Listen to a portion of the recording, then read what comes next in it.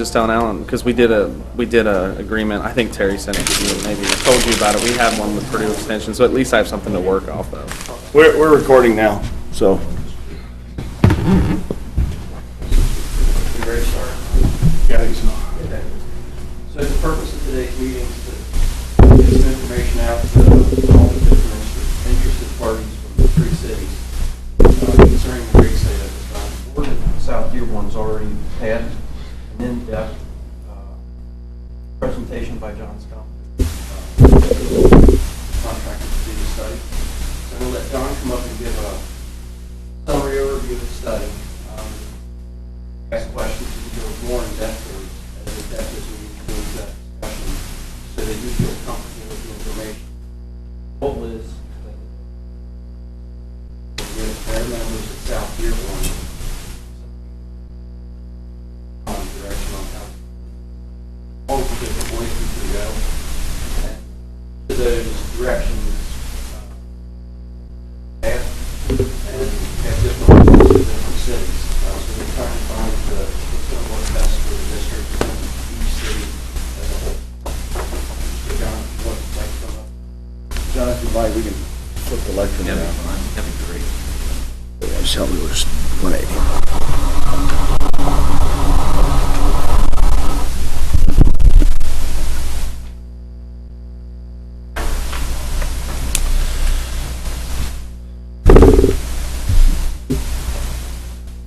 I'm John Scott from Crow-Horwath, and we have been working with the district here for a while to try to come up with a plan for the rates. And when we were brought in, we were really asked to come in and do a cost of service study to try to get to the point where the district would be operating like a standalone utility. Right now, as operating as an agency, the way the bills are being split is a lot of one-third for different things and capacity and those type of things. Some of it's split on volume and what was used and all the rest. But every month, basically, the expenses come in and they're divvied up among the owners to pay those. And there's a revenue stream from the three owners, and then there's also MGP, our largest source of revenue, that are charged based upon a contract. But one of the things that happens with the current system is if there are large capital improvements, one of the things that happened is there's basically just a capital call from the three owners saying we have a project, let's say it's a $600,000 project, three owners need to come up with $200,000 each, and all of a sudden there's what we call a capital call. If we were talking about an investor-owned utility, just saying that you need to come up with some money because there's a project that needs to be done. So one of the things we were looking at doing with this study is, as we said, coming in and saying that the district is going to operate as a utility the same way your utilities operate, and that is we're going to set up monthly rates and charges that'll be applied to the customers being the three owners, and then we've got MGP out there, which I'll talk about a little bit later. But the district would charge everybody based upon consumption and capacity, connection sizes, or whatever it may be. But basically the same way you charge your utility customers, the district would be charging you, and their budget would be set up so that those rates would not only bring in enough money to pay their operating expenses, but would also allow them to make capital improvements, so that when capital improvements came about, they didn't have to go back to the three owners and say, we need you to cough up some cash right away. So basically, they would operate the utility company the same way you operate your individual companies, and instead of just having this ability to do a capital call or just allocate things back, they would have their own budget. If they needed to do major capital improvements, they would either go find grant funding or do bond issues on their own, rather than, I said, just send it down to the individual entities for them to have to do bond issues or whatever to pay for it. So as we started walking through that, that's a pretty significant change. An entity that basically is sitting there and just divvying up their expenses and being paid back in that manner versus setting up as a utility, having a budget, and operating based on the money coming in. But one of the things that happened is, as we do the cost of service study, we went through and looked at the rates, and really where we're at in the rate study itself right now is a place where we've got a decision to make. And I could share you with the results and say, okay, it looks like we may need to increase the rates by 18-20%, but really that all depends on what we're going to do with MGP. They are a non-owner, and they're the only customer that the district has that's not also an owner of the district. So we have a contract with them, we're billing them based upon that contract. But as now we walk through and do a cost of service study, the owners are going to be charged certain rates. And as we start figuring out what that is, what do we want to do with the one customer that is a non-owner? We could go through the cost of service study and just go ahead and calculate the rates and let them pay the same rates as the owners do, with the understanding that they're not taking on the risk that the owners are taking on. If there is an upset at the plant, and I know you hope that that's not going to happen, you do everything in your power to make sure there's not going to be an upset, but if something were to happen and EPA was to come in and fine the district, then basically it's going to be the three owners that have to pay for that. Now, maybe if MGP did something to cause the upset, then they would come back and pick them up as well. But for MGP to get rates, the same rates as the owners who are taking on additional risk for being owners, did not seem to be the right way to go for us. So the other thing to do then is to split them off and say that we're going to have three wholesale rates, or we're going to have three entities on a wholesale rate, and we're going to make a retail rate for MGP.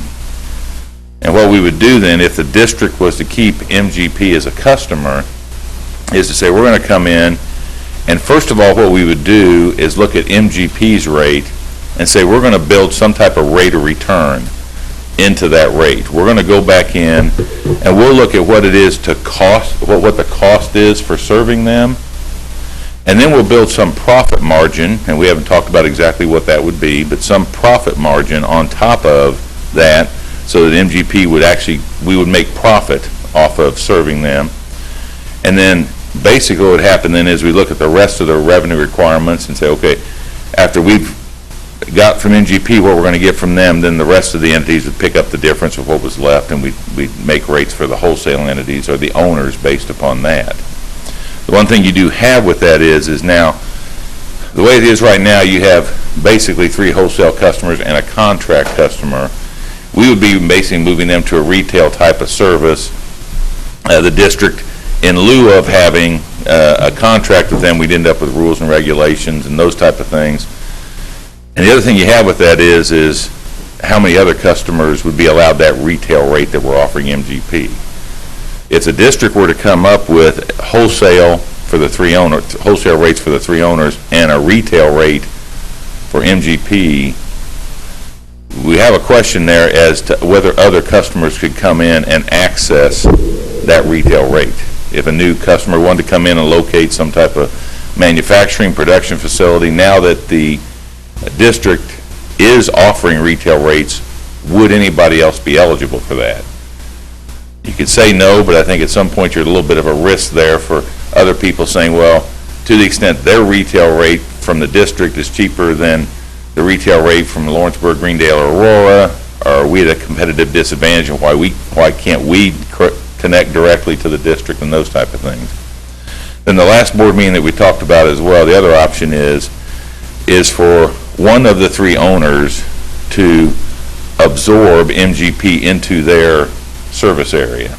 And so MGP would become a customer of theirs, so that the district would only have the three owners, the three wholesale customers, as who they're serving, and they would have no retail customers at the district. But in order to accomplish that, there'd have to be a decision made as to MGP is going to be served by who, which one of the three districts, under which rates, and how would that all work out, because the MGP is a significant source of revenue for the district, and so what would happen then is whoever absorbed them, we'd have to allocate some more flow to them. We'd have to allocate some more revenue that we'd be getting from them, because they've now absorbed really our largest source of revenue, and try to figure out how to make that work. And as Bill said, when you start getting in to the politics of now of who would absorb MGP, that's when Bill said he thought we need to get, more people involved of understanding what's going on here and why this decision is being made. Basically, it comes down to is, if I was to complete this cost of service study right now and just come up and offer them a wholesale rate the same that all the three cities get, just not sure that's treating the cities fair. What's basically going to happen is is the individual customers of cities are actually subsidizing MGP and giving them a lower rate than what they could have gotten anyplace else.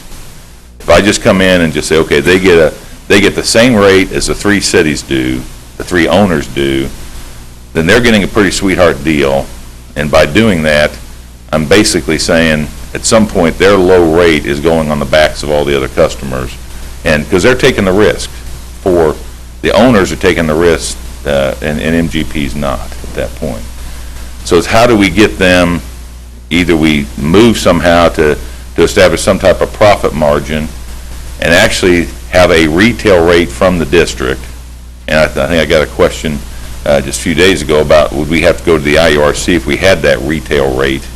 I don't know about that. We'd have to talk to an attorney about that. I'm not an attorney. I'm a rate consultant. I will tell you that if MGP is outside the strict district boundaries, there's a very good chance we would have to have IURC. I recently had another district that came in, and we were actually giving free water to a jail, a county jail, and we were told we had to go to the IURC to get that approved. So we weren't making any money, didn't have a rate or anything else, but the fact that we were providing water outside the district, this is sewer, but that was water, they said we had to go, we were serving a customer outside the district, we had to go to the IURC to get approval, even if we were doing it for free. So we went to the IURC and then started charging them because now we're regulated. So it was kind of a bad situation, but just telling you that's why I say we need to get an attorney involved. I can't answer that. I would have thought if we were doing it for free that it wouldn't have been, so I don't know the legal answer to that. But we either need to figure out how to come up with a retail rate and then all the regulatory questions there, or figure out how for one of the communities, or somehow for them to be absorbed into the community's systems, and then just have them no longer be a customer of the district and they'd be a customer of the cities. So trying to keep it as simple as possible is really, I don't want to make it any more complicated than that. That's really what it boils down to, and the decision point we're at in trying to develop rates. So. Does MGP know much of what's going on here? They were not at the one meeting where I explained the study, and I know we thought about coming back to the last board meeting, and it didn't work out that we could do that, and I think it's best that we didn't. I don't know how much they know, but I know they have not been at the meetings where I've been explaining it. So. They were at the last meeting, and they were at.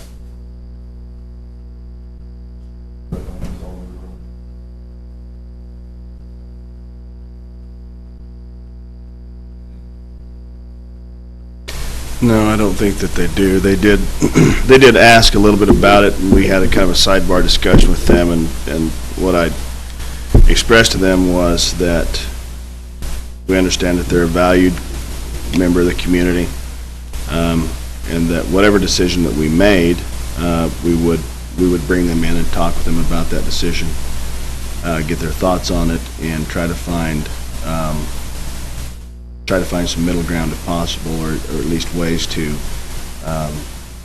help them come to terms with what the decision was. But really and truly to explain to them what our position was and why we were considering some of the things that we're considering. And Mike Templin, I think for them, when I talk with Mike, is they just want to have some understanding of risk, volatility, and some ability to predict rates over time. Only, and Joey, am I not correct though, for that Bill got, these aren't astute business people, they know what their other plants are paying. They know they're paying below market rates. So they're not going to volunteer and say, hey, we want to pay more, but they also know that it's not likely that The rates they're currently paying are far below what would be a retail rate. And I'll let you, part of what I thought about doing was going in and comparing what their bills would have been with each of the 3 communities and all the rest. I really didn't think that was fair at this point, and I really didn't want to know what the financial impact of them was. or the financial impact of the cities, because that's not what this decision is right now. It's not about who can make the most money off of it. So I kind of left that off the table, and so if you ask me about that, I'm going to say I don't know, and I decided not to know at this point what the impact was, because we're really at a theoretical basis, and I would not want MGP to come and say, basically what you did is you calculated all the rates and decided who was going to get it based upon profit margin for each of the cities. And so if I can do that later if you want me to, but I thought for today it was best not having that discussion, because knowing that we are in a public meeting and everything else, this isn't what it's about. It's trying to see how we can drive the most money out of MGP. That's not what this is about. It's about how do we make this thing work so that your other customers aren't subsidizing them. They're not getting a no-risk rate everybody else taking on their risk. And so, There's other entities out there. right, yeah. Well, anybody would, yeah.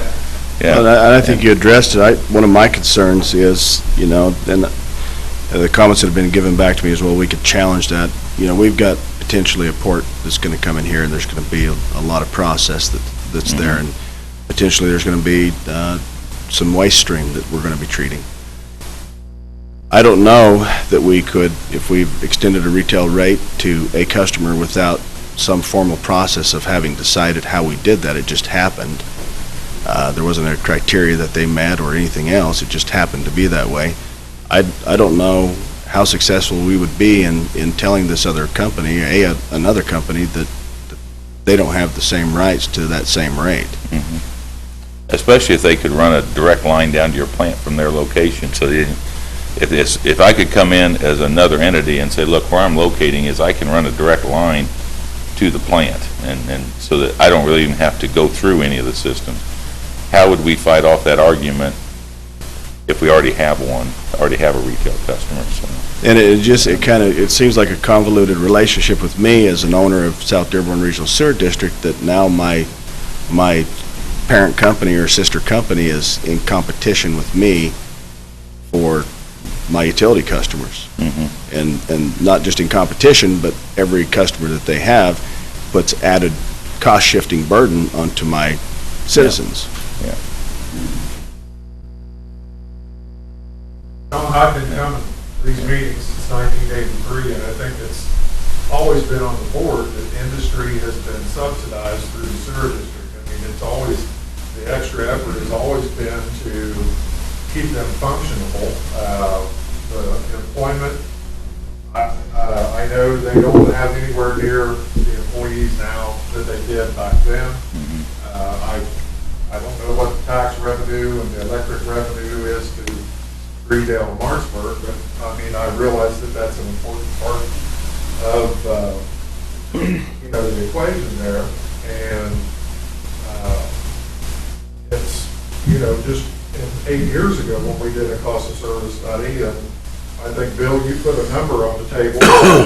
Had we implemented the rate that was recommended at that time, over that 8 years, they would have paid an additional $1 million into South Dearborn Sewer District. And I know the depreciation account, has created a lot of this with the special projects came up. And their involvement in that, if you all remember, they came to the meeting when we discussed installing the sled drawing bed, which is a $4 million improvement. And, their comment was they would not get into anything that did not have a 3-year payoff as to want to invest.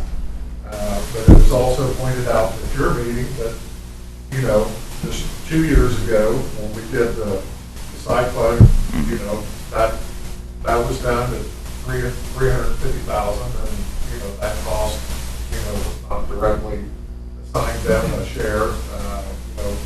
UV, which happened, that was another one that, they didn't.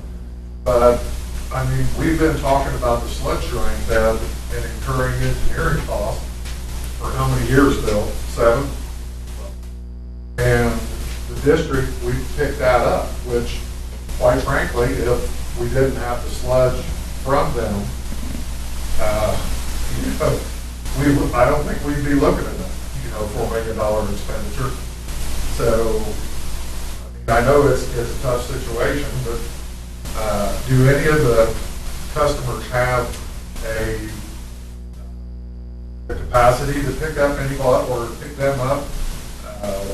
The other thing is, I know in looking at this, MGP on the numbers that you provided, that they're 28% of the flow, they're paying 36% of the fees at $802,000, and dividing that out into the flow comes out to $2.26. And when I took the total expenses from your report, divided it by the flow, I came up with $1.91 for the cost. So that kind of profit margin, if they're classified as a utility customer, it looks to me like they're close, or you might have a little bit, because I don't think there's any very much built into depreciation. Yeah, that's the key. Rate that Aurora did, and we had like a 10 or 12% margin, but due to the extreme cost that we have on our customers, there's not a lot of return built into that, to have money available for replacement and improvements. So, Yeah, if I can comment on a couple things. First of all, that's the key. Taking the operational expenses now and dividing them, that gets you a rate that would pay our operating expenses. The key to it is that when we have capital now, MGP sits to the side and the three communities pony up, and that's kind of where the problem is going to be, is because when we move everybody to a rate where the capital is built into your monthly rate, everybody's rate's going to increase. We would be getting some capital money from them through their rate, but then you wouldn't have the profit margin built into it. They got an owner's rate. And I think, if I remember right, when, was it Seagram's? They were actually an original 1/4 owner in the district, weren't they? They were 4. Okay. And so what happened is, it's really, as you said, when we worked out this contract, and they shifted to non-owner status, that really were, because if they were a 1/4 owner and we could call on them for the capital contributions, just like we did any, or even if they were causing the sludge problem, they should be the ones, the main ones paying for that. It's when they moved to that non-owner status, and actually, one of the key things to remember, when they moved to a non-owner status, the value of their business increased, okay? When they got rid of that risk of being on the hook for environmental problems with the district, the value of their business went up. And if you were going to sell that business, that'd be the number one thing you want to do, is shed those environmental responsibilities. And you may say, well, as an owner, I got a lower rate. That doesn't offset, when you're trying to sell business, the environmental risks of having an ownership interest in a sewer plant. Most private entities don't want to own sewer plants right now with what's going on at EPA and IDEM and those places. So, as you well know, you're being on the back end of those things is pretty tough. So, I've got a couple questions for Bill. Bill, what is our annual expenditure on sludge? Landfill charges? Landfill charges run about $100,000 a year, give or take. And what percentage of that sludge is directly related to MGP? And that doesn't take into account the treating of all that sludge and the handling of it as it comes into the plant. That's just landfill costs alone. Labor, just taking that at all. Labor, chemical, labor, one other handling fees. Chemical costs. Spending about $1,000 a month.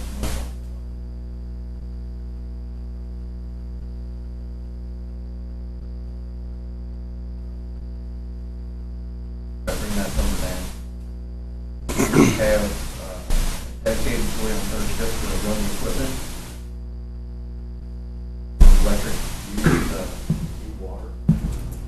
Select from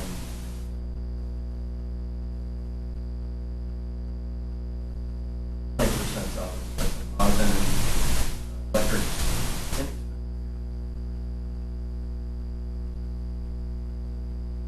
A lot of ancillary expenses of getting that plant dry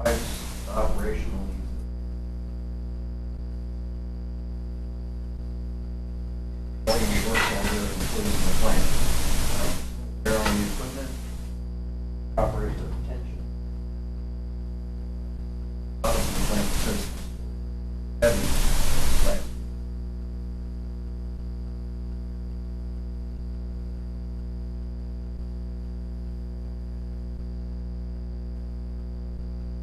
They'll try and resolve that. About their biological commitment, how does it compare That to biological domestic? demand is several times higher than the typical biological demand of other bottling companies, kind of like Proximo and Primax. All the other retail, or all the other all residential.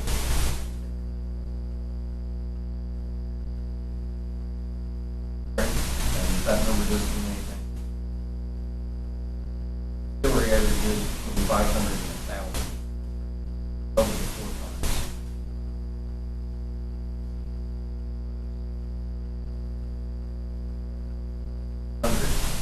So, problematic.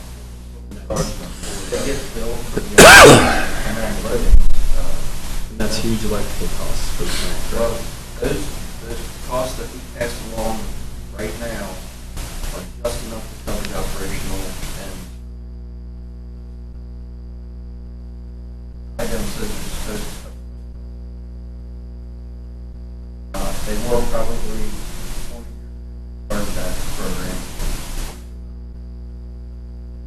And that's something we will address in the cost of service, whether they stay a customer of the district, or if they move to one of the entities having them as a customer, then whichever entity that flow is coming through, we'll have to make sure we get that priced properly so that then that entity would have to price it back to MGP properly. So, And one So- thing that you've not mentioned, all of any of the meetings yet, part of our plant's 40 years old. Cost of the life service of concrete tanks is half of the plant.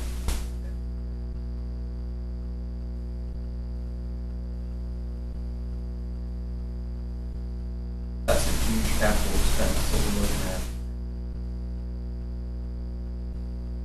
Got however many years they were. Luxury of those tanks, but some are 40 years old, some are 50 years old. So there's been very little put into those tanks. Now, we're going to save more money for the future.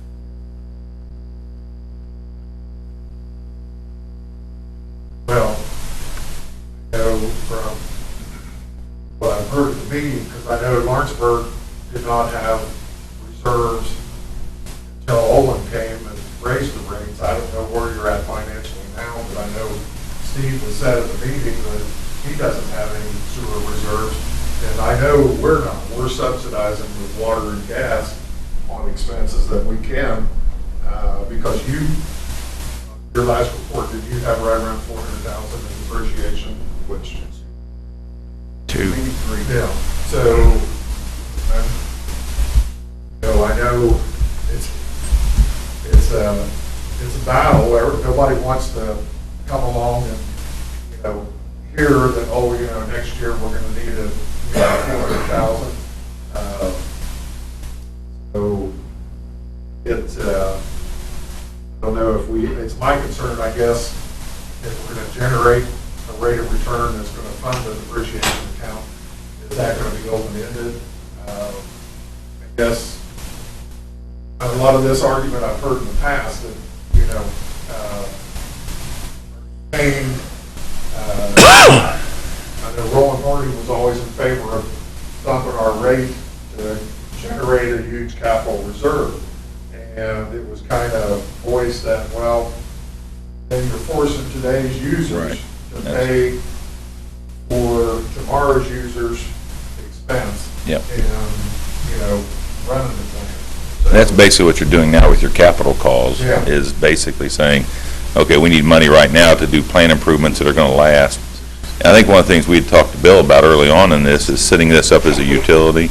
So when these large capital things come in, we would probably be looking at bond funding the same way that you look at bond funding, so that the people who are using it over time will be paying it over time, instead of just doing immediate capital calls to fix it, and then basically everybody else gets a free ride who starts using it then because we found the money from other sources. So I would say when tanks or whatever it is comes up in the future that's a large capital expenditure, we'd be looking at bonds or some type of financing or grants if they're available, the same way that you do as utilities.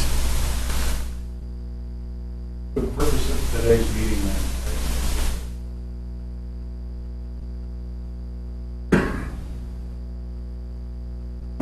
talk about the rates, but also the MGP issue. Yeah. And I think one has to make a decision.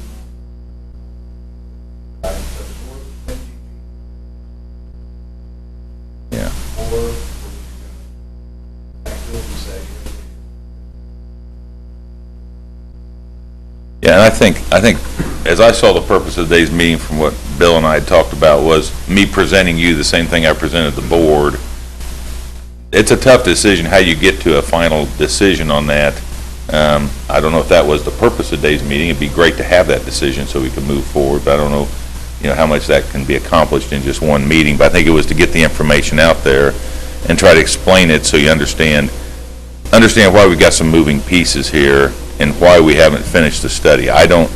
If we want to keep them as a customer of the district, then I just need to sit down with the board, let's talk about a profit margin, and we can go from there. But I think there's a bigger picture here about, okay, then do we have to go get commission approval? What about future customers coming in? And I think there need to be more of a global decision made to make sure that everybody's on the same page before we pull the trigger on that. Yeah, I'd like to address that. Yeah. So, my take on this is just my take. I've talked with some of my utility service board staff and the mayor about this, but what I think needs to happen personally is that the MGP needs to become a customer of one of the two utilities. I'll wait for the train to pass. Yeah. Yeah.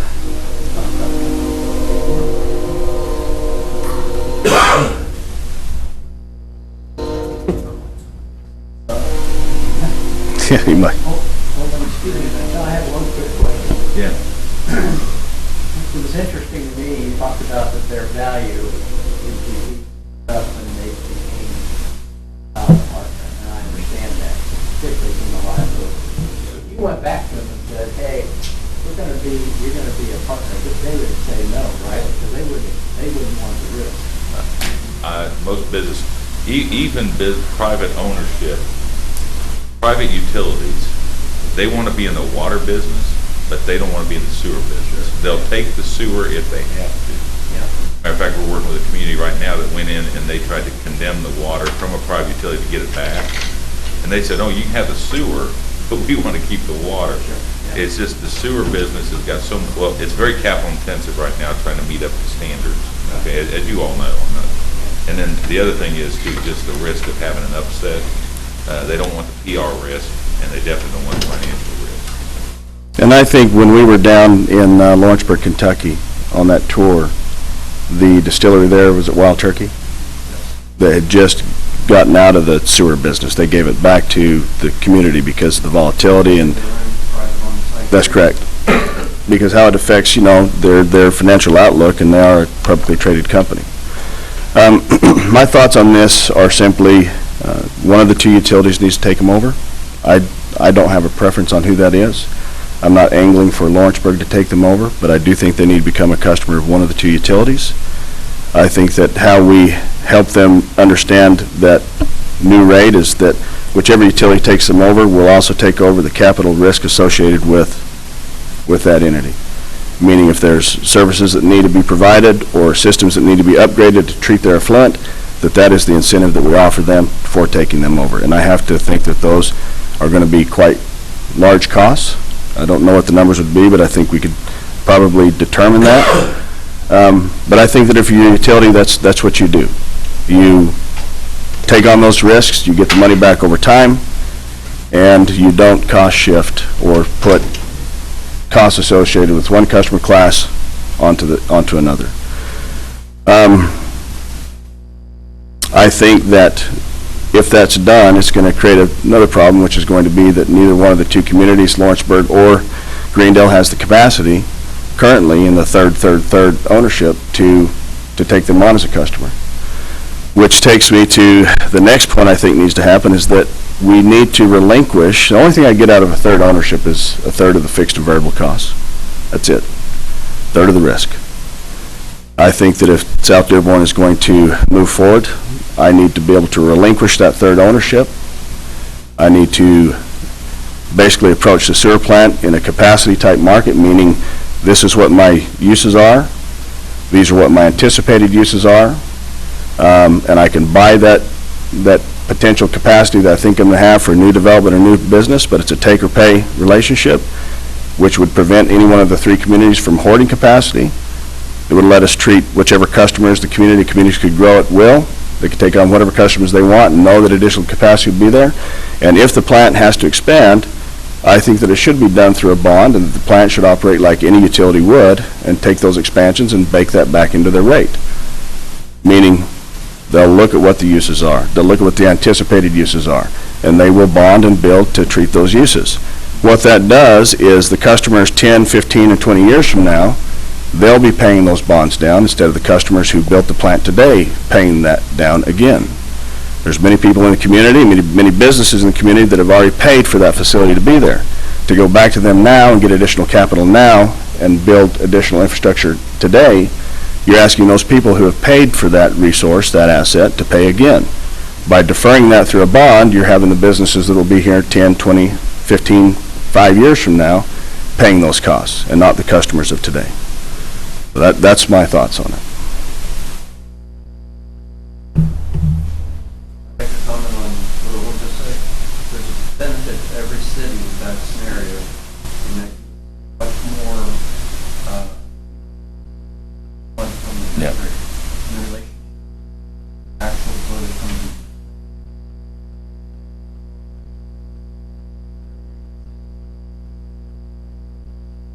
Spend $1 million or 1 million gallons in this month. Next month.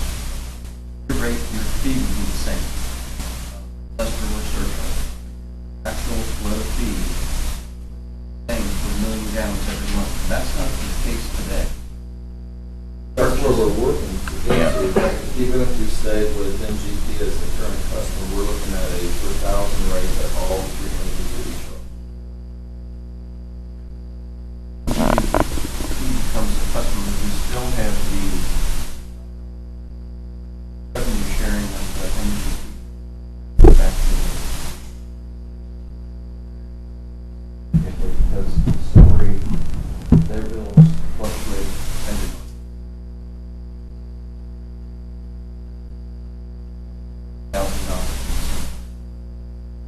Basically, as you're talking about, Steve, the rate we'd be getting to would be one where your 1/3 capacity, you wouldn't be paying 1/3 of all the expenses, you'd be paying based upon, as Bill said, your flow, yeah, per thousand, that type of thing. But, yeah. Yeah.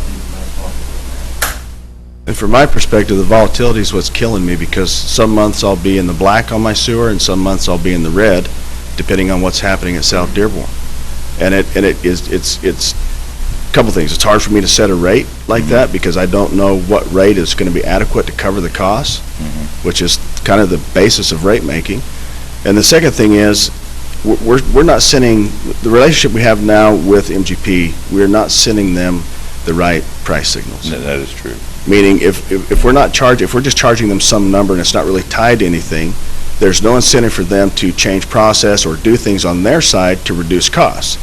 If the costs are more in line with what the market is, there are technologies out there and the ability out there for them to look at that themselves and say, you know what, if we do this, this, and this, we can reduce the amount of sludge going to the facility that is a direct cost to us. We can do these kinds of things that reduces our costs. Yeah. By sending them the right price signal, we encourage them to do those things. I think one of the things you're talking about now is, what happens now is, you understand that your revenue is based upon your consumption from your customers, okay? So that if your customers send you more flow or use more water, but most years, so use more water, send you more flow, your revenues go up. And you would expect then that your expense to go up a little bit on the district side too, because your revenues, because your flow went up and your revenues went up, so did your expense. Right now, you can't tie those two things together. Your flow and your revenues going up or down may or may not tie to what's happening over at the district. Now, we all know, I&I is a part of that. You could end up with, a rain event that ends up with more flow, but like you say, trying to predict it right now based upon how your revenues are going up and down, your consumption is going up and down, it's kind of hard because your district bill's not tying to that. And I think that the goal all along was to get that a little bit. We're always going to have I&I that'll cause some hiccups there, but to try to get that a little closer tied there so you can manage your monthly bills at your utility. So, and like you say, MGP is not getting the right signal at all. And as was mentioned earlier, they probably know that because they've got other plants and they can see what their sewer costs are as a percentage. And every one of those type of manufacturing facilities have a line item with percentages as to how much the sewer bill is as a percent of your total production and all the rest. And this one's got to be a lower percentage than their other facilities because of the way it's been put together. And we all understand how it got there. It's just what do you do with it now that it's here? So. Bill, I got a question for you. And just look at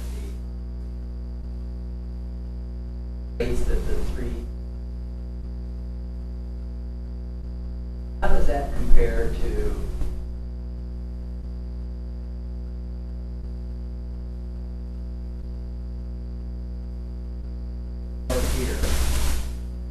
What rates is the city charging?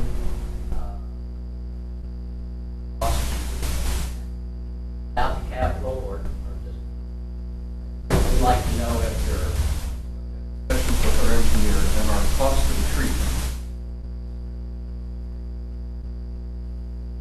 are significantly lower.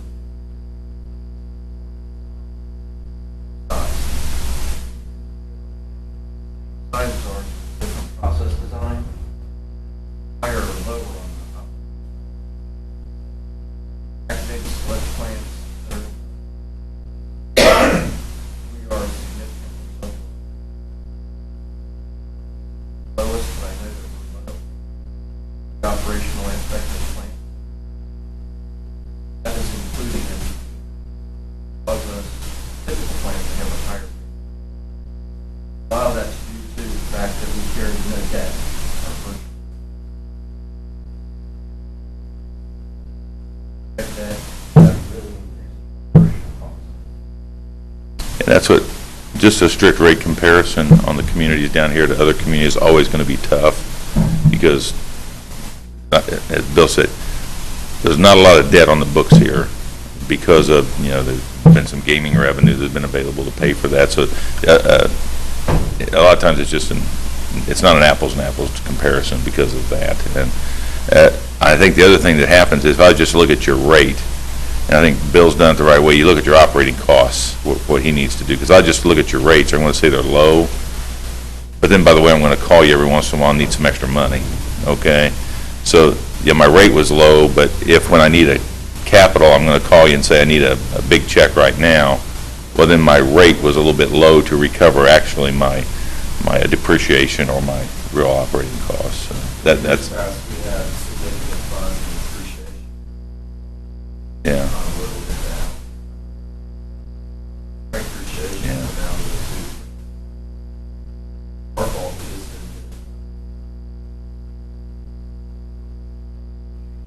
probably underfunded all along. First 20 years of the smaller half of the plant, didn't have any cost associated with depreciation. Brand new.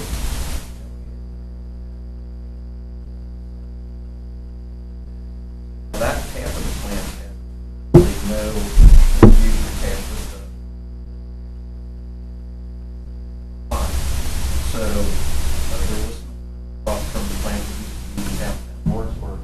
That equipment section during the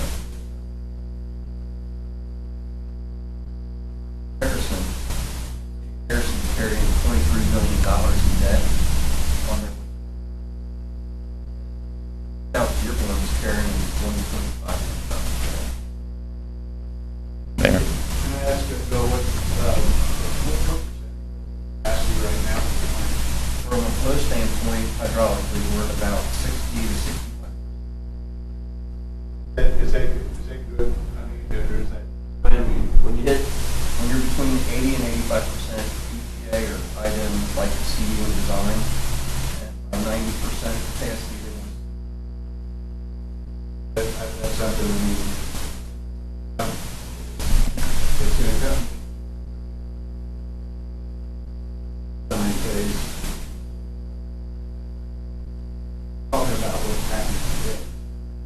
Well, if you're at 90% and you're not in design or even in consideration, you're probably going to get a ban, a sewer connection ban that says, okay, everything stops until we get that problem taken care of. Has there been any consideration for we have a preliminary design for 1.5 and a 3 million gallon expansion. All preliminary. We have enough land space that will do both of those. If there is consideration or concern that the work will be significant, though, I would advise, my personal advice, would be whatever we expand online, part of the oldest part of the plant offline, and begin say that we need more than 6 pounds of capacity. We're not trying to jumble stuff around and address issues during that. That's a good point. Because it's also to do that.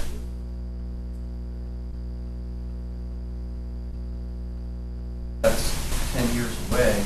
You're probably talking a 3-year time. Bonds.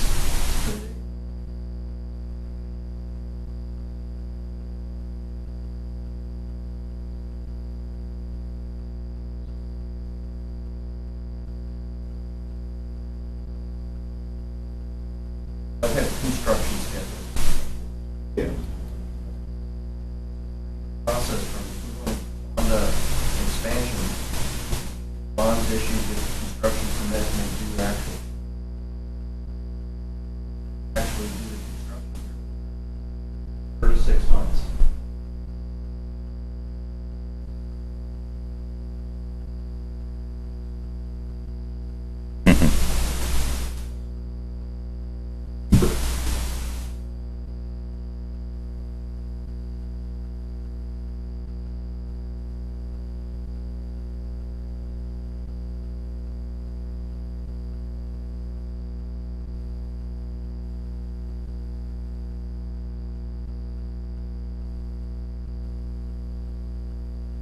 In my experience, I can tell you anything can lead to litigation anymore. So, but I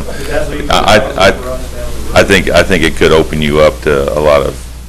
I mean, I could definitely say it could lead to litigation because I just see so much leading to litigation now. But I think you're definitely pretty open for some. The way the law is on rates and charges, they have to be fair, equitable, non-discriminatory, and all those things that you run into like that. And to say that one company, and I don't know whose city they're in, I mean, I'm sure they're located in somebody's city boundaries. Okay, so let's say, that to say there's one company within somebody's city, or maybe even within 2 of them, that gets a special rate that nobody else can get, is definitely going to open you up for some scrutiny there. And your thing is, would they sue you, or would they just locate elsewhere? Or, I mean, if a new company's coming in, I think they would either take it or leave it, I would think. But the other thing is, you've got some other companies around here trying to be competitive as well. So what about companies, 2 blocks away from MGP? If they were ever to sell and somebody wants that rate, I mean, and say, wait a minute, we're just 1 block over, why did they get it and we didn't, or whatever it may be. So I think you're actually open for current companies as well as those who are coming in the long run. And I think there's a lot of value to be had and to be learned by looking at what some of the other rates are for distilleries in other places, including Atchison, Kansas. if you look at those rates, you start to see that there's a market value for the services that are being provided, and you also see that we are well below that. There's no way the numbers reflected that we're charging are tied to actual cost. There's just no way. It would appear to me that there's two different ways we could go with whether or not MGP stays retail. I agree that if we make guidelines to keep MGP retail, and they're the only people that can meet those guidelines and nobody else could ever get retail, then we are opening ourselves up to litigation. The flip side of that is, though, the fact that if we decided, okay, we are going to offer retail rates to people, then it's a bargaining chip to attract companies to our area also. I mean, I think those are the two routes you can go. You're either going to do retail or you're not. And if you don't offer retail rates, it's going to bring in more money to the district. But then on the flip side of that is, if we were willing to do retail rates, we could potentially use that to bring in more businesses to the community also, which would increase our revenue. Well, so I agree with you on part of that. The part that I have a hard time with is if you brought in another company exactly like MGP, doing exactly the same things MGP's doing and getting the same rates, we're not making more money. We're shifting additional subsidies to residential customers, to the customers in the communities. So that's my concern, is we can offer that rate all day long, but if eggs are costing us, a dime and we're selling them for a nickel, Right. every egg we sell is costing us a No, I dime. think overall, whatever rate they're getting needs to be modified. Yeah, I mean, we want to make sure we're not operating at a loss, obviously. And I do think it's important, too, to understand that if I set a retail rate at the district that's lower than the city's retail rates, okay, the three of you now have competition, okay? And so anything I gain at the district was at the expense of somebody, okay? And so I do understand that argument, and if we're trying to make sure we, try to attract business, it's going to be at the expense of one of the three entities. And the other thing is, if I'm an existing customer that's on Lawrenceburg, Greendale, or Aurora's current rates, then I'm really going to be asking, how do I get that lower? Yeah, how do I get off of Greendale and onto the district? How do I get off of Lawrenceburg and onto the district? Right. So that's I have some concerns with the whole retail thing from the district, in that if they go have a retail rate that's offered, like you say, with terms and conditions, and somebody else would have to meet those parameters, it's not just a win-win. Somebody's going to lose in that, and then how do we fix all that? Figure out how to go directly. I've only seen one model where that works. Customer house in Greendale, Lawrenceburg, or anybody that's sent to the district. That would mean that the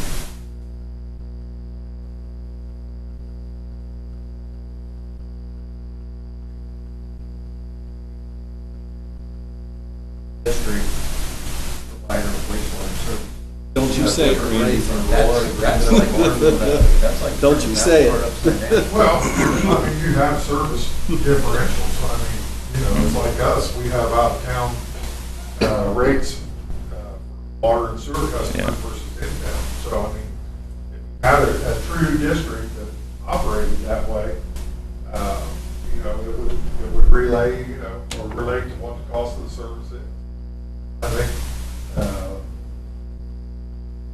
you're bearing more industrial load than Lawrenceburg, so, I mean, you would be,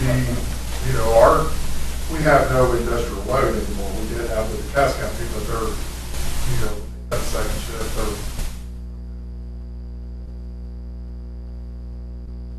our big problem is the infiltration,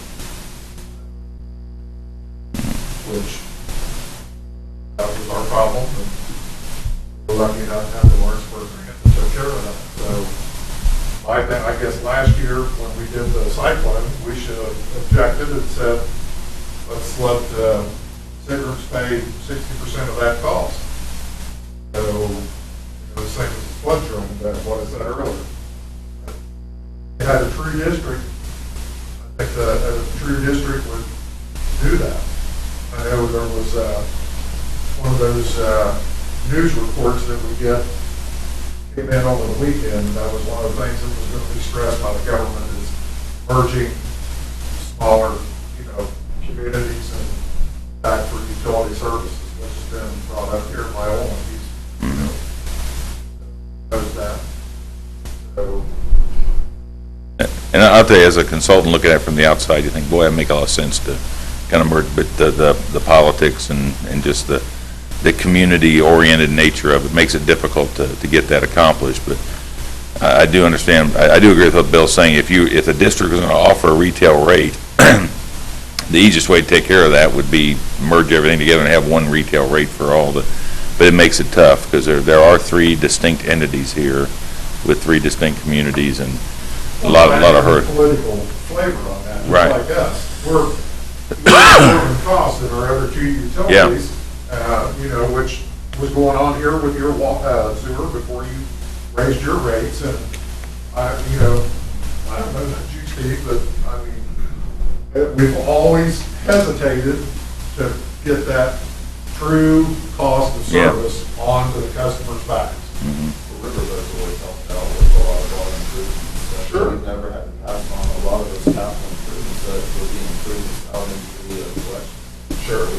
Our rate's been artificially low for so long. Some questions. On the disagreement when hire the company before them, would they have made capital expenditures our owner? Yes. Yeah. So they paid for part of the current.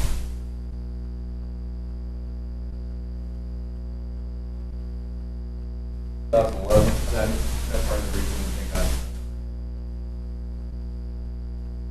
When they sold, they put money into the depreciation account for their landfill cost, Okay. which has been in our control and where payments have came out.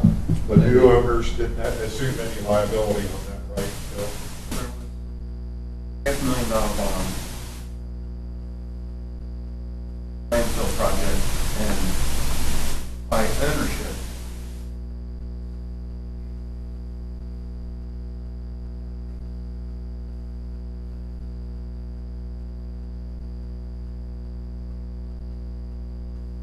$1,000 outstanding. They paid their 28%. Allowed us to restructure balance of the time frame of the loan, our payments to a much lower payment, which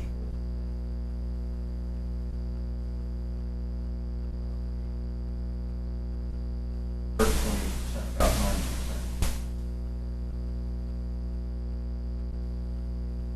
Still relinquishing 100% of all its assets contributed to the owner. And part of that was an exchange. But the lower rate was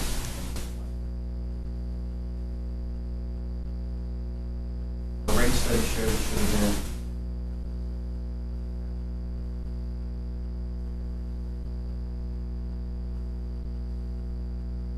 back in 249, and we settled in at a dollar rate.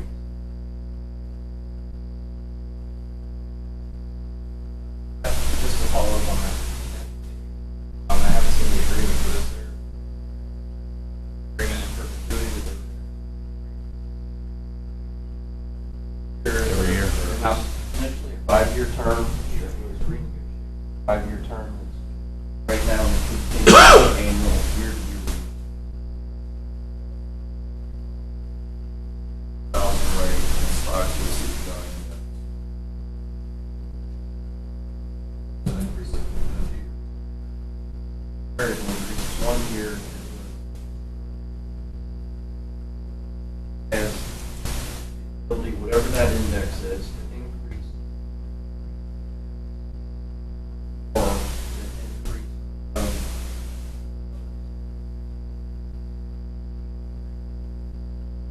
if the index says 10%, but lowest numbers increase, what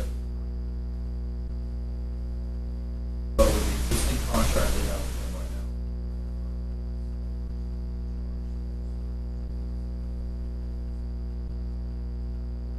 There's a, specifically in item number 2. yeah, there's something that, a system-wide increase.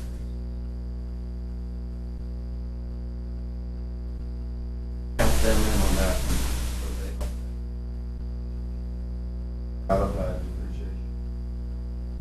We were actually talking as part of the study of doing away with that contract. Like you said, on year to year, so we were just going to do away with it and either come up with a retail rate or absorb them into one of We them. need to provide them, there's a notice period. So the Yeah. first bullet item that you talked about, Sean, that would be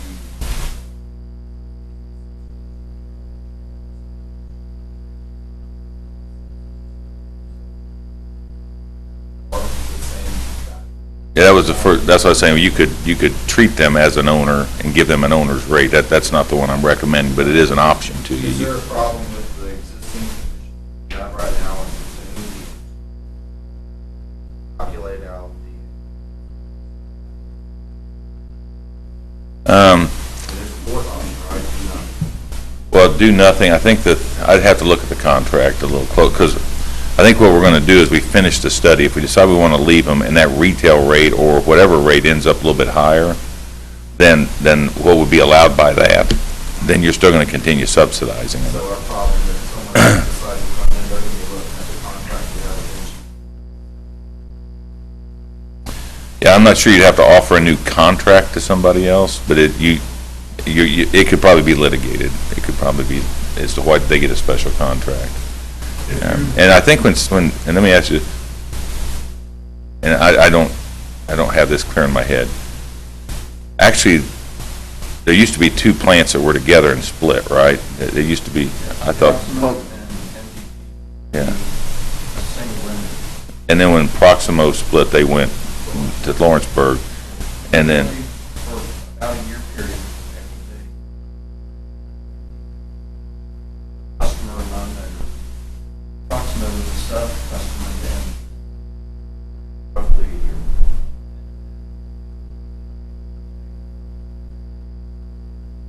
Four or five things that played into that. The first thing was that they were shared utility lines. There's a corridor that runs from out there in West End. Water. They needed to isolate it. Back and forth. Then Proximo became a customer. I would build a distillery would subsidize Proximo. Right, and MGP, they want Proximo out of that road. well, I can imagine, They wanted yeah. to cut those ties. It was offered to Proximo to become a customer of the plant just as MGP is. They were scared.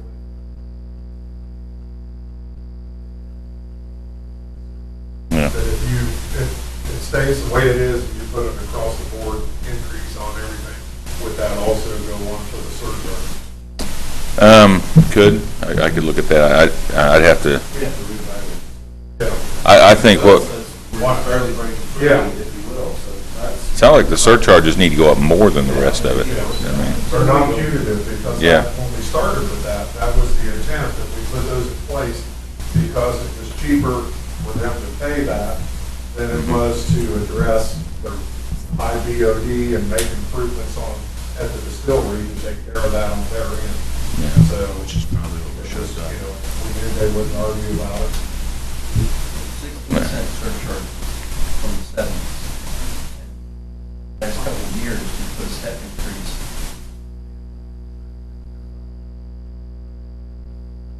That was based on about 8 cents more when they did X for us to treat than just the electric portion. So either breaking even or losing. I mean, as Steve mentioned, that we an option for but in reality, it's only two options, and that's either make them an owner now, and or a, one of the three owners to the ability to absorb. I mean, isn't that the cleanest way to do it? I'll call it, they do not want to, they won't come at that Yeah. So if I think the only options are, Becomes their, if they become a customer of Greenville, is the cleanest way to do this and move forward. If I could just feedback on that. As far as, from what I understood at the last meeting, was the capital expenditure account, right? Wanted to, so you're kind of holding off on the rate study to see if we're higher balance of.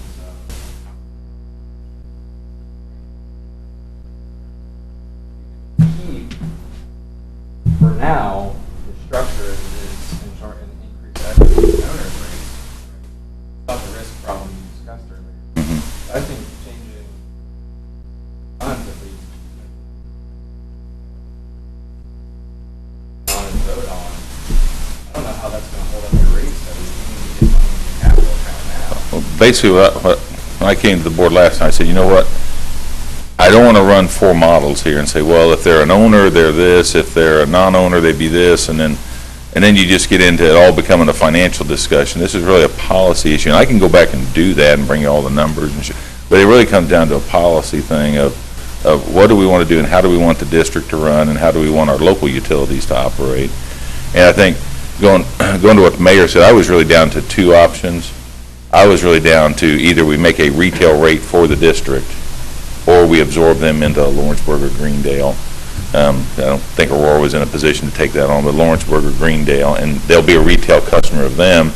Then I'll finish my study, assuming that whoever absorbed them has to take on a larger share of the capacity and a larger share of the solids issue and those type of things, and that to the extent that the rate that MGP would be paying based on Greendale or Lawrenceburg's rates would be higher than what they are now, that additional money that whatever entity was accumulated would have to be used to help pay for those costs that MGP should be paying now. Get rid of the subsidies.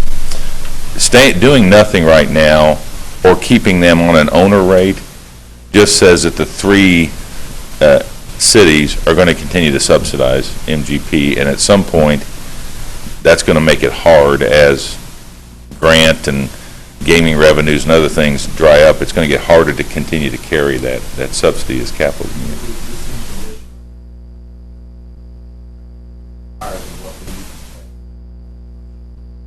But your rate's going up, and they have a contract rate, so, and that. Pursuant to our agreement with MGP, why, whatever our 3 entities went up. That's what the contract is. Yeah, except just from looking, I think theirs needs to go up more than yours percentage, right? Okay. We're bearing 36% of the cost right now. We're picking up 17, but when you divide it out for flow, we're equivalent to them. We're at 227, they're at 226. You guys are both still like $1.80 because you got more, loads there to pick up those.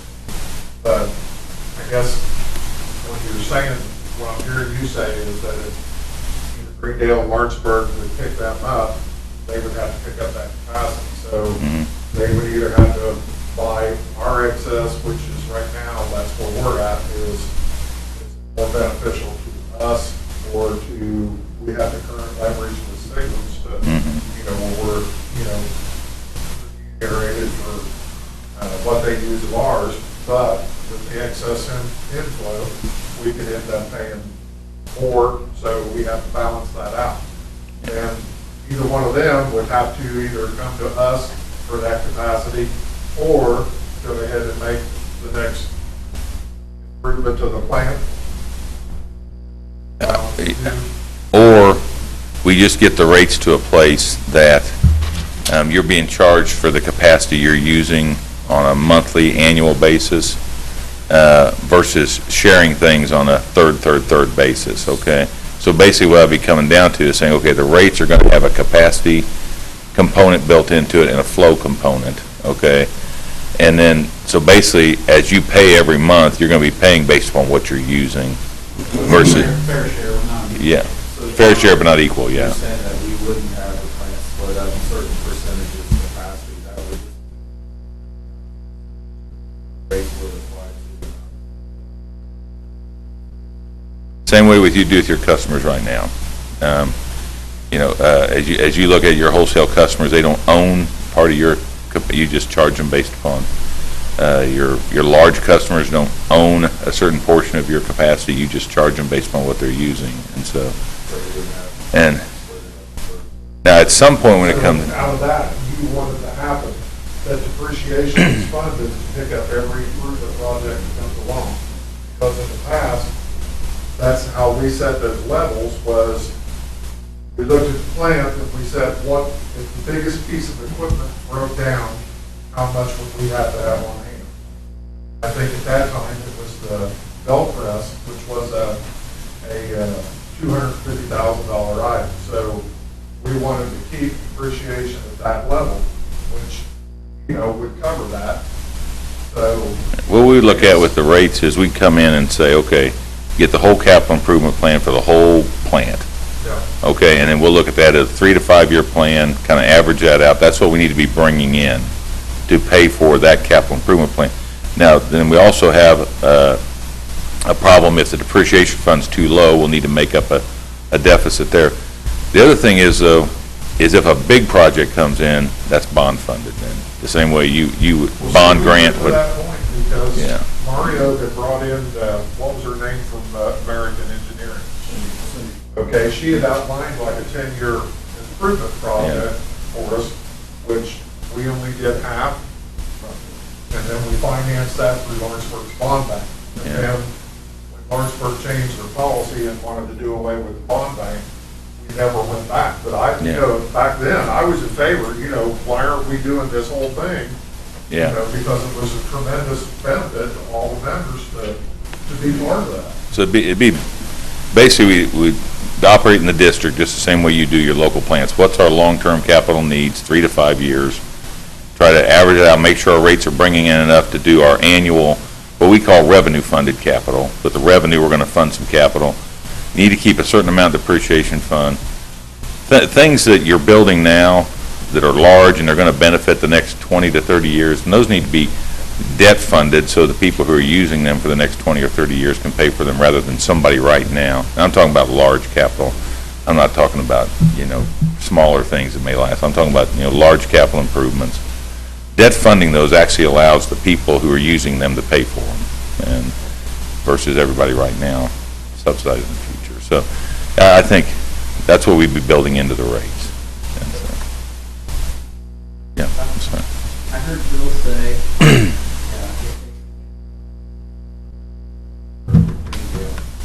that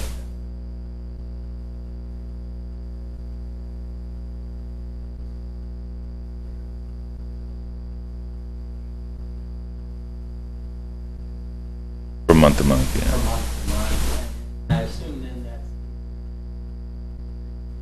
that's calculate a new rate if they could see a more uniform rate. But then I also heard Olin say, whichever community or combination has to absorb the risk of, that would be covered by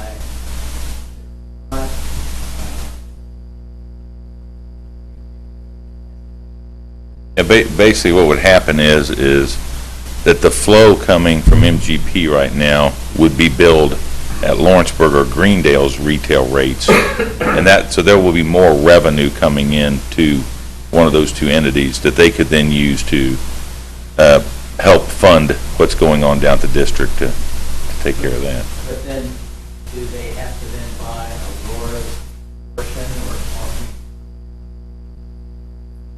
Well, see, that's the discussion that I That's think the discussion. we need to figure out, because Yeah. if we have this third that we own and we want to sell it, then when these capital projects come in, irrespective of what community it's in, you're going to pay a third of that.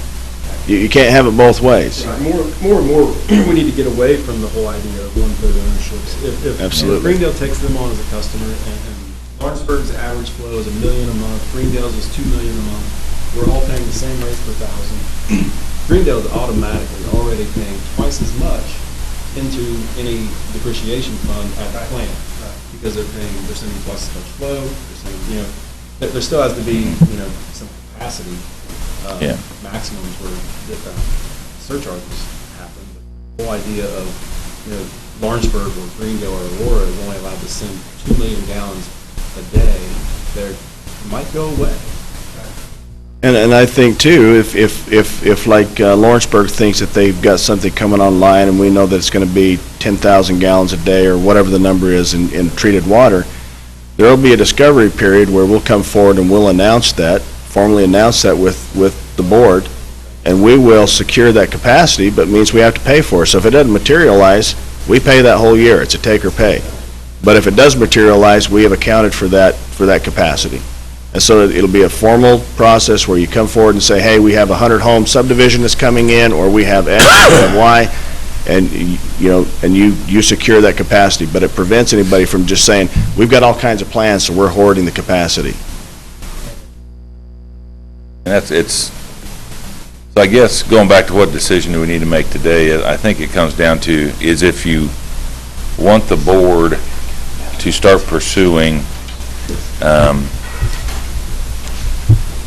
MGP becoming a customer of one of the entities, then I think that's a signal that needs to be sent today so that the board can start working through what details.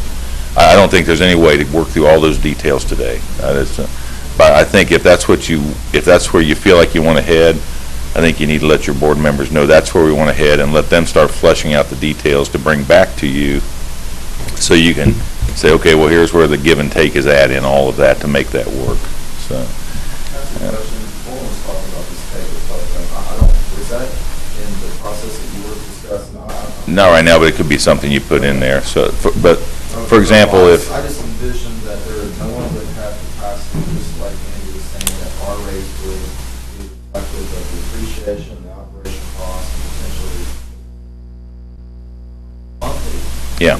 Towards the future expansion of the plant by putting money in. if you ended up, let's say we went to this where MGP became a retail customer, and now we're just all paying based on our capacities and our flows and all the rest. But all of a sudden, Greendale comes in and said, look, we've got, 100,000 gallon day plant coming in. We need to expand the plant, and we're going to take on debt to do that for your customer, okay?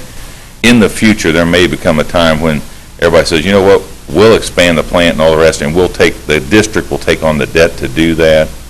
But if that doesn't pan out on your end, it's kind of called take or pay. You're going to have to, you're going to absorb some of that capacity because we built this for this Greendale entity, if you would. So I'm not saying we don't have that on our radar right now. I think what Owen was talking about in the future, if that were to happen, you could assign risk more to the entity. But it also encourages us as communities to have a conversation with South Dearborn Regional Sewer District, Yeah. so they can anticipate planning and so forth. So if we have a 100,000 gallon, company that's coming in, we're going to know well ahead of that coming in. Mm-hmm. And we could come and have the conversation with the plant. Plant can start making plans to adjust and deal with that kind of stuff. So it just encourages transparency, which just makes for better planning and process. And I guess the way I think it, and you can correct me if I'm wrong here, the way it looks to me like right now is if Lawrenceburg or Greendale had a business coming in that the district needed to expand by $2 million, okay? And let's say, Olin, it's your customer coming in that causes a $2 million expansion at the district. Doesn't everybody bear a third of that $2 million? Under the current plan, yeah. Even though you're getting the revenue? And I think that's when, From the past, that wasn't the case. Whoever caused the build-out had to pay. That was the discussion. I was just looking at the way it looks like it's worked so far. I think in the contract, that's not necessarily Okay. true. I think If they want that 1.5 million or 3 million gallons, and they split it between the two of them, Aurora can say, no, we don't want to participate, then, Okay. but they get all that capacity. So. Okay. but I saw your guess hand up what I'm earlier, I'm hearing, sorry. like Councilman asked, by changing the flow more to a flow-based cost than like Aurora, instead of paying 17, only furnishing 12% of the flow, if, that would go down and balance out. In other words, if we're going to have 12% of the flow, we would add 12% of the cost. That's correct. And Greendale, in effect, would have 30% 32% of the flow and they only pay 27% of the cost, then their cost is going to go up in Lawrenceburg as well. And then whoever will pick up MGP, their 36% of the cost is going to go to that entity. Yeah, and the only thing that'll cause a little bit of difference in that is as we do some capacity thing, is to the extent you're sending your, let's say 12% of your flow, but you're doing it all within 2 days because of I&I, and I know it's an exaggeration, but then you're going to have a little bit more of a capacity charge than somebody who's sending me 12% of the flow evenly day after day after day. So that'd be the only. The other side of that is, right now, because of the load, based on your total, that changes. Same fee for I&I water as you do actual wastewater. There's not going to be a differentiation. It's when you send a lot of I&I, probably,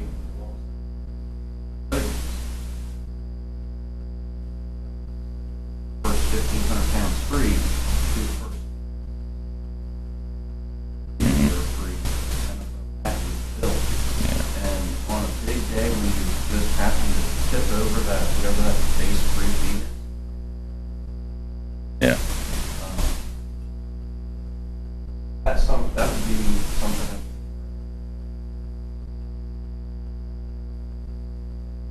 Very expensive. Gas and,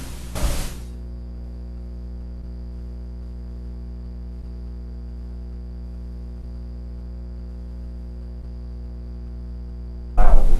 And then above that, there's a fee. Determine the district. And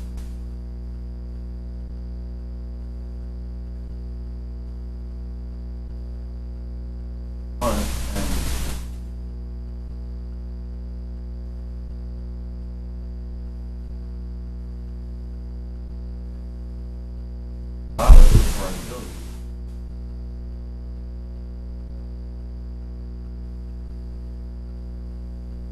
You had a question, so. At some point, there's going to have to be increased. Will that be a civil district conversation, or will that conversation start if you guys possibly decide that one person be their customer? I think it's got to start with the SDRSD. Yeah. I think it'll start there and then probably narrow down to whoever the entity was that was going to absorb them. So will that single entity end up handling all legal fees and everything? This is That's some of the details. I think that's some of the details that need to be worked out. As I said, if that's the direction we're head, I think that's, you tell your board members to start seeing how to flesh out those details and then bring back some proposals to how to. Our sewer board needs to, what happened, they want to take that over to two.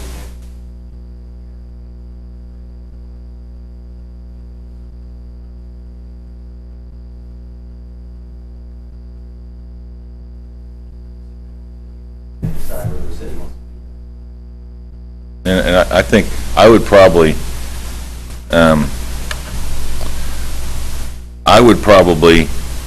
informally make a decision to start fleshing out the details and not take a vote from your sewer board. And, because you wouldn't vote on it until we formally worked out the details, I wouldn't think so. Yeah.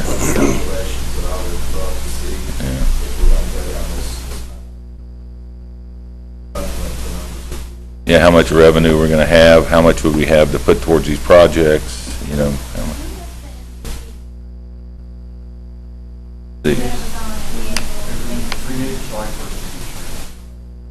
Bill, off the top of your head, what's our notice? Is it like 90 days or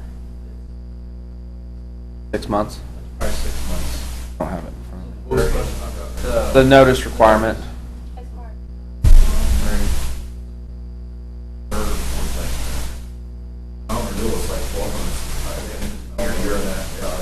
I know it's long. So even in best case scenario, if it renews July 1st, we couldn't even terminate this agreement until July 1st, 2018. Termination, 12 months, written notice.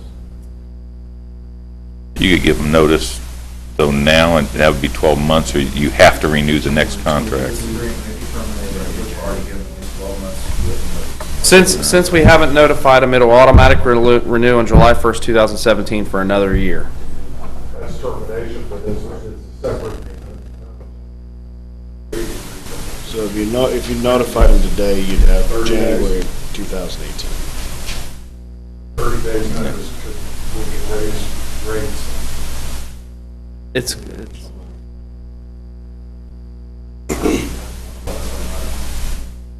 oh, and I think it's because we didn't notify them within 12 months, it will automatically renew on July 1st, 2017 for a year. So We have to give termination on the anniversary of the renewal.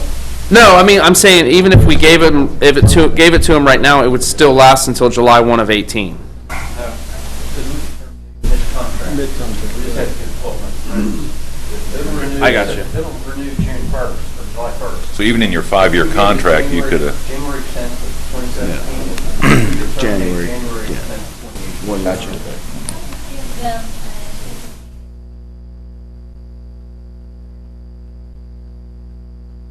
December.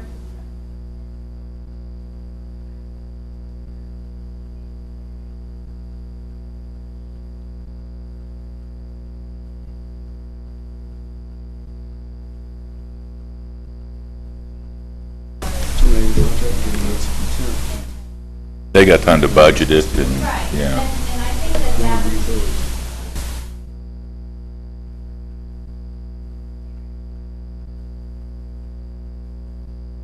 Ramp up time.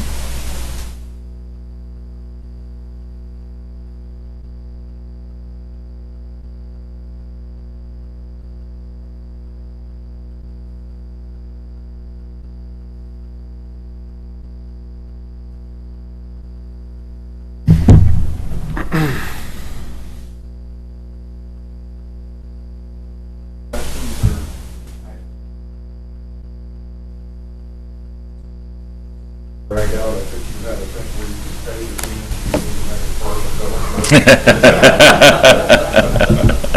I know it's not a huge contract. Oh, no, it's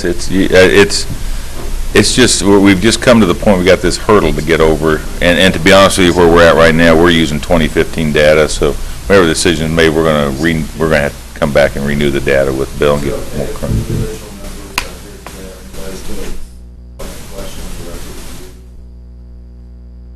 Oh, sure, yeah. Yeah, I can give you a business card and be happy to do that.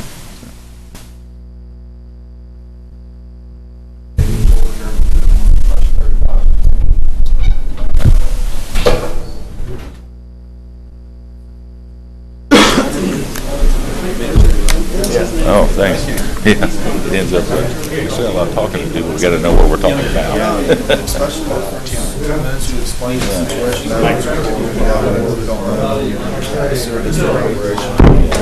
Well, there's no reason to dive down into these numbers until we get the big policy.